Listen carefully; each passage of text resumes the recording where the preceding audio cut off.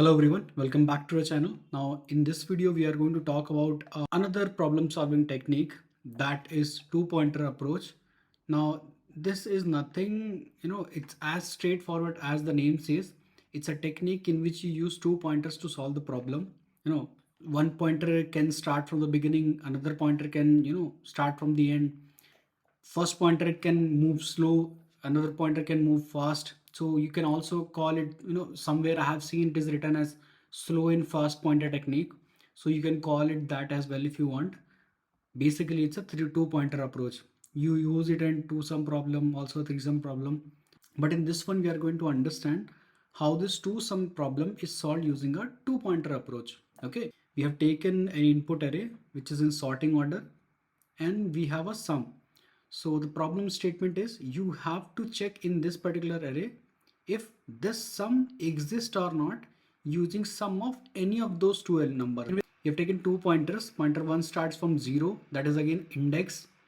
Again the second pointer starts from the last index. Most of the pointer, these two pointers play with index only to get the required output. So here also we have done the same. We have taken index only. We have taken a sum variable. Obviously the same thing that I have told you. They're trying to add this 9 and 1, and then they're checking if it is equal to the required sum, which is 11 or not. If it is 11, it will return true there itself. That means the sum exists by adding any of those two numbers. If that is not the case, you will get, if you're returning false for this condition, you will check if sum is less than the target value or greater than the target value. If it is less than the target value, that means you need more, bigger value. In case of bigger value, what you need to increase the first pointer, because your array is in sorted order, right? The next element that you have, it might be greater than the first one. Okay, that's why you are increasing the first pointer. And if sum is less than the target value, that means you're supposed to decrease the pointer. That means you will decrease the last pointer value, and that is the same thing that they're doing here. You keep on doing this until the pointers go beyond the possible solution. If it goes beyond, that means there are no two elements in your array through which you get this sum as 11, and that is when you return false. For example, let's take this 11, right? In first iteration it is going to do the addition of 9 and 1, which is 10. So this condition will become false. Next iteration, what it will do?